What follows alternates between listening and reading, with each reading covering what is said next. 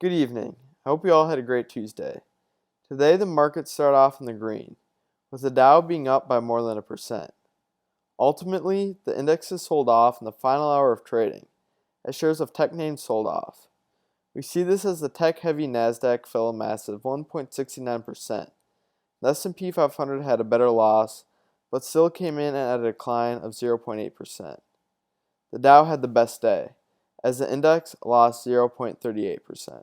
Markets started this morning in the green after Russian President Vladimir Putin announced that the country has registered the first coronavirus vaccine.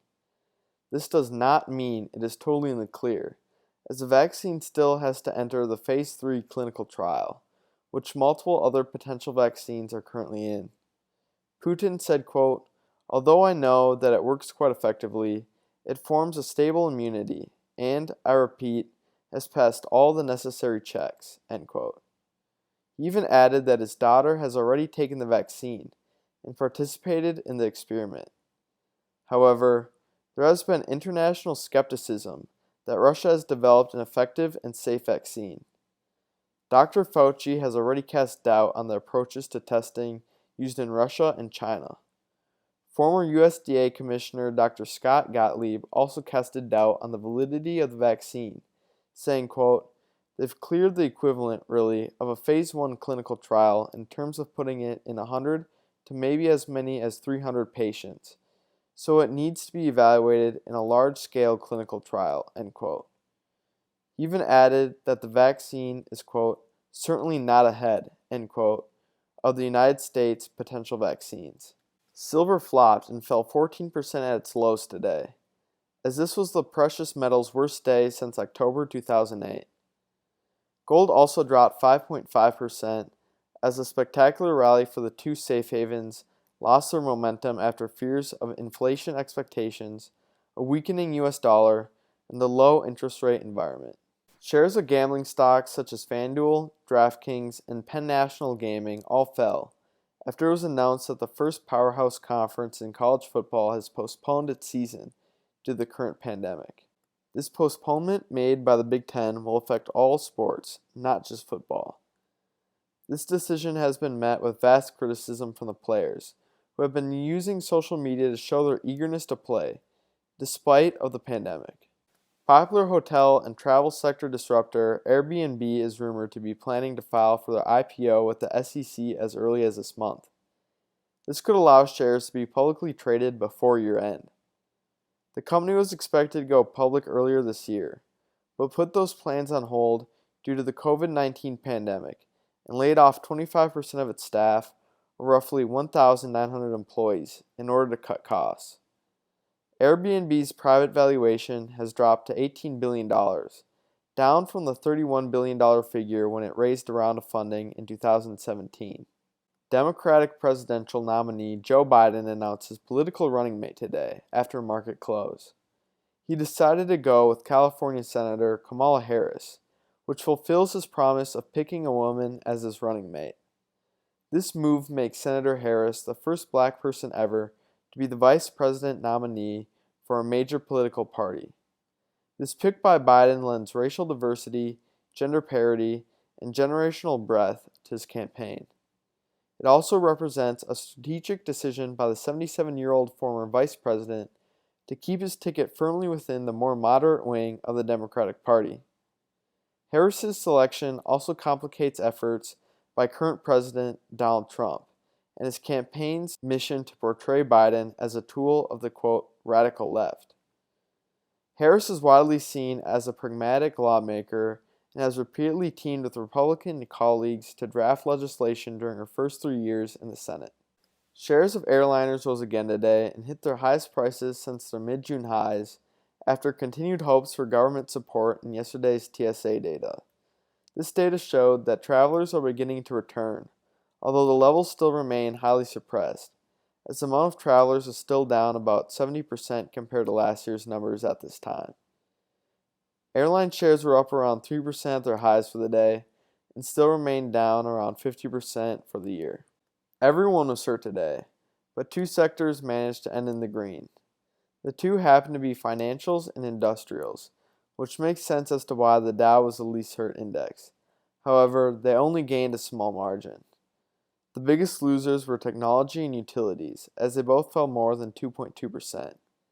Consumer goods, consumer services, healthcare, oil and gas, and telecommunications all fell around 1% as well.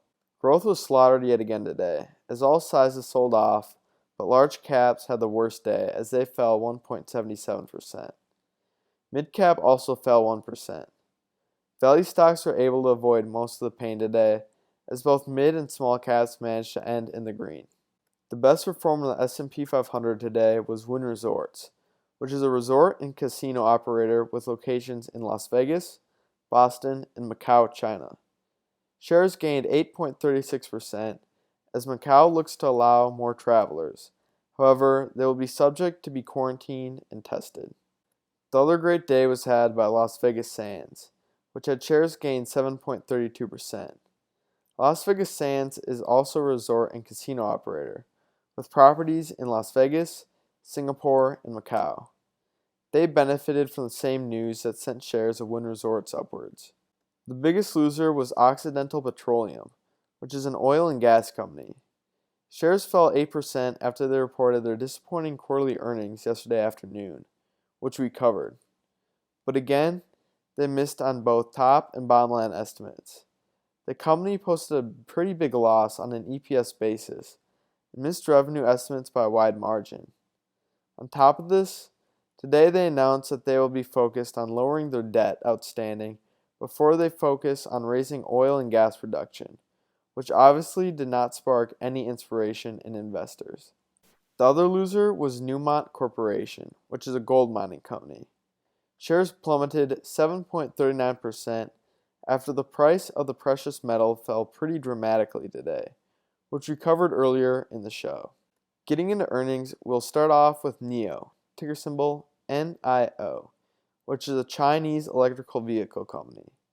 NIO beat on both top and bottom line estimates as revenue soared 146.5% on a yearly basis and topped estimates by $24.46 million as the company had quarterly revenue of $526.4 million.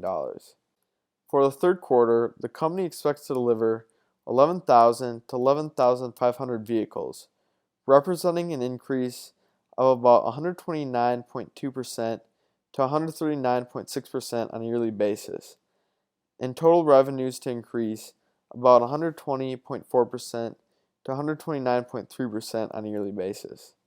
Shares ended the day down 8.59%.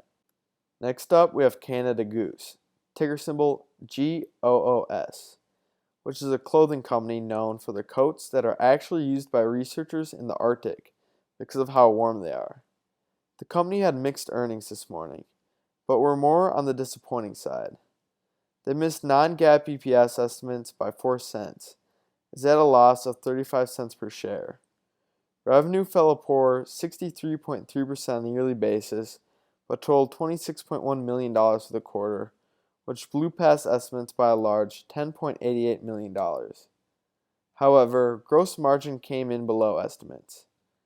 In the conference call, Canada Goose announced that total cash on hand is up more than $130 million as they make sure they are able to ride out the pandemic. On top of this, they announced that they are seeing strength out of China and are accelerating their investment into their digital platform. Shares fell 5.24% after this morning's earnings.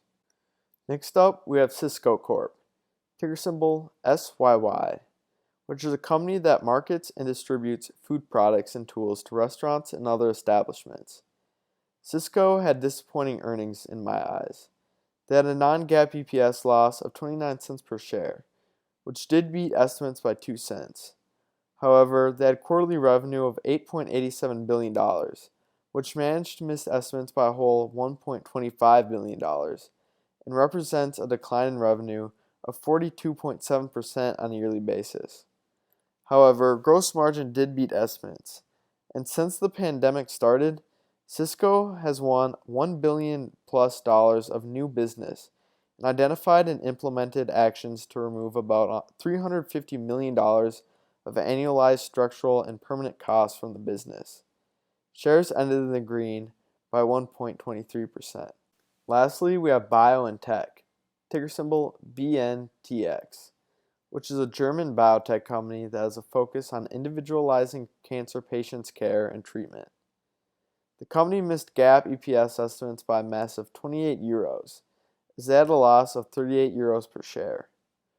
Revenue was up about 62% on a yearly basis, as they had quarterly revenue of 41.76 million euros, but missed estimates by a gigantic 58.58 million euros.